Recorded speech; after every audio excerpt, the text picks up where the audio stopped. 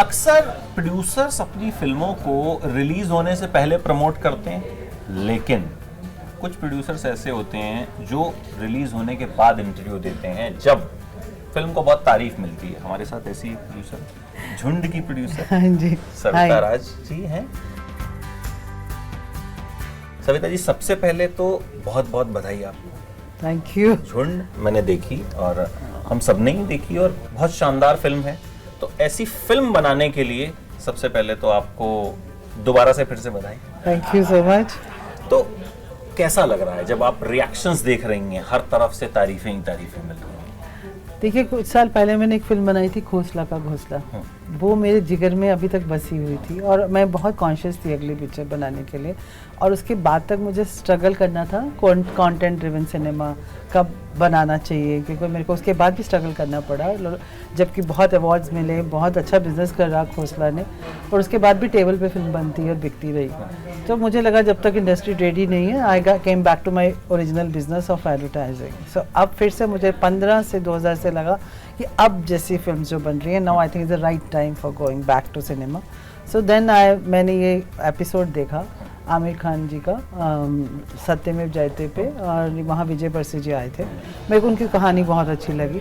मैंने उनको ट्रेस करना शुरू किया और मुझे पता चला उन्होंने किसी प्रोड्यूसर को राइट दे दिए थे, और मैंने उनसे नेगोशिएट करके, क्योंकि वो वहाँ ऐसे ही पड़े थे, कोई कुछ कर ही नहीं रहा था, तो मैंने उनसे दोबारा रिक्वेस्ट किया, उनसे मतलब डील करके राइट्स लिया। And we were very happy कि वो लोग मान गए, और मैंने फिर इस पे जर्नी शुरू करी। तभी सारी रात रिलीज़ हुई थी 16-17 में।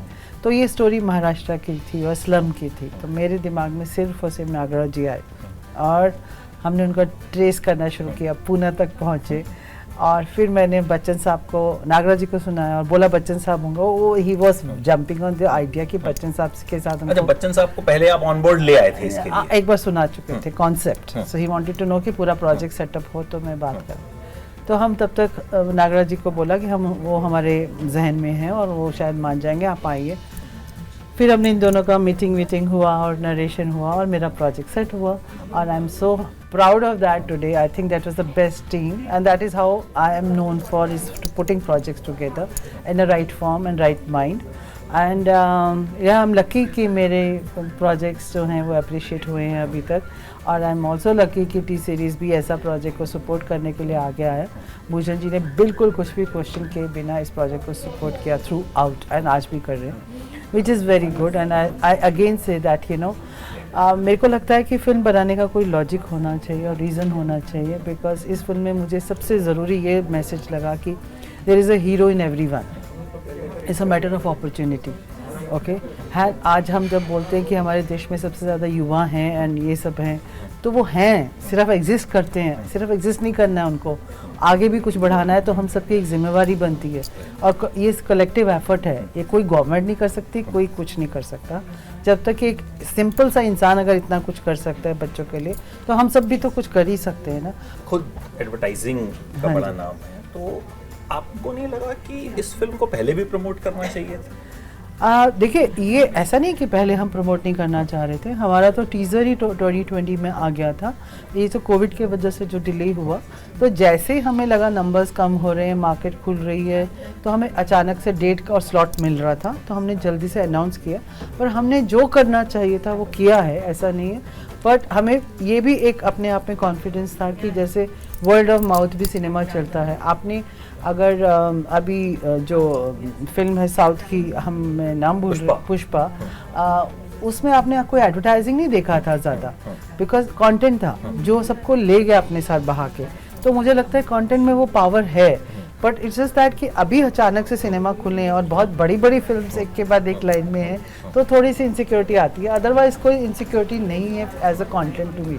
सो अब आगे क्या होता है, और अभी तक अच्छा ही रिस्पॉन्स है, तो वो टाइम बताएगा। तो आपने सत्यमेव जयते में ये एपिसोड देखा, तो आपको लगा नहीं कि इतने साल पहले मैंने वो देखा, और अब ये कहानी जो है मैं इतने साल बाद जब पेश कर रही हूँ, देखते हैं किसी चीज को तो हमें लगता है कि लोगों को पता चल गया, तो झट से इस पे 6 महीने में फिल्म बना दो या 1 साल में फिल्म बना दो। नहीं, ऐसा नहीं है। मेरी फिल्म घोंसला 2 साल बॉक्स लोगों को कन्विंस करने में मैंने लगा दिया था कि ऐसी फिल्म चल सकती है, आप प्लीज लगाइए, और मना कर दिया था सबने।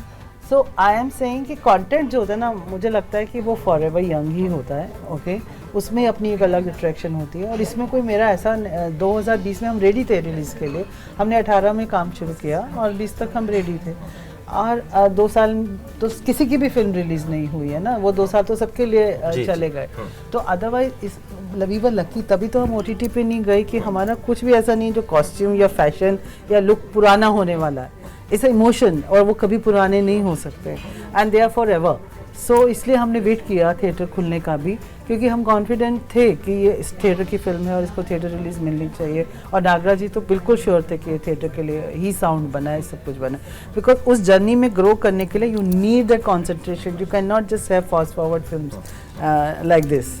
सो आई थिंक हमने तो जो अच्छा लगा वो किया। अब आप सब पे है या ऑडियंस पे है, वो क्या ऑडियंस तो इसको ऑलरेडी पसंद कर रही है, इसको रिव्यूज बहुत अच्छे मिले हैं इस फिल्म को। I know we reached 9.2 on IMDb. I was very surprised. Someone sent me message yesterday that it's the most. Collections are also improving day by day. हर रोज के जो collections हैं, वो जो डाटा आता है, वही जो कंटेंट ड्रिवन सिनेमा का हाल यही होता है कि वो धीरे धीरे ऑडियंस पे ग्रो करती हैं और डे बाय डे उसका ग्रोथ है, और अच्छा खासा ग्रोथ है, which is good strategy also.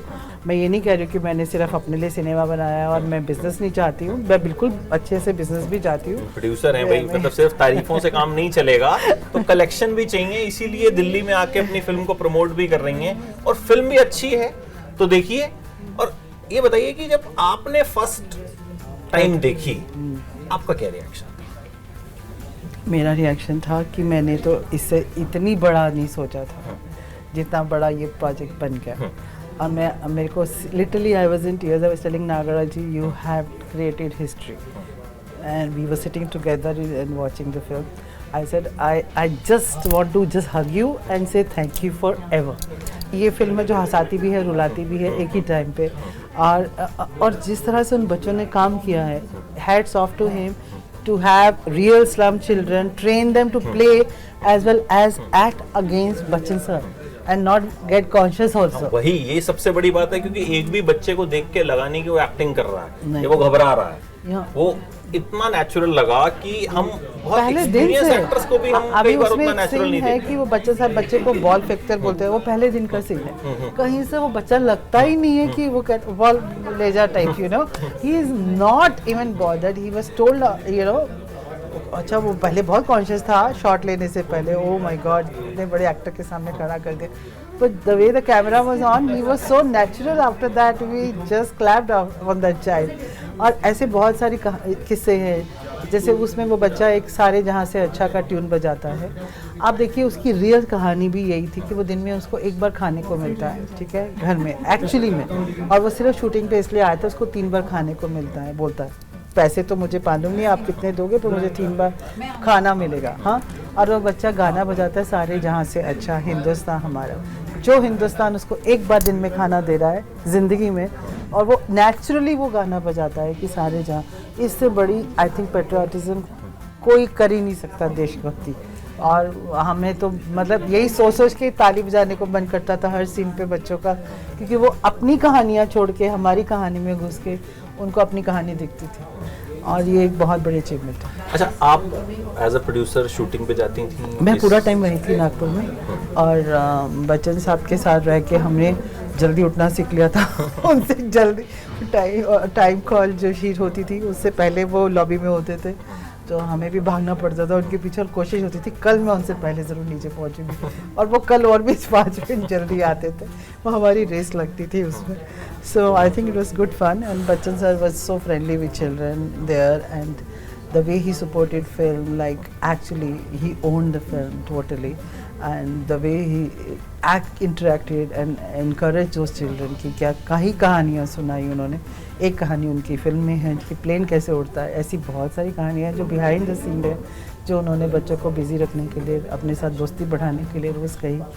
और बहुत I can't thank enough Bachchan sir on this, because the way he supported the project, which was non-glamorous, even effortless। मतलब स्लम के सेट में रोज़ उनको दिन से रात तक बैठना है और वहीं खाना है, वहीं रहना है, तो उनका जो कंट्रीब्यूशन था वो बियॉन्ड एक्सपेक्टेशन था। बिल्कुल। लास्ट में चाहेंगे कि दर्शकों से आप एज अ प्रोड्यूसर भी रिक्वेस्ट कर दीजिए, अपील कर दीजिए, अपने मन की बात कह दीजिए कि भाई आइए और हमने देखिए। ये फिल्म बनाया है, झुंड बड़े मन से बनाया है और बहुत ऑनेस्टी से बनाया है। सबके एफर्ट्स हैं कि आपके हार्ट को टच करे, आपको छू के जाए।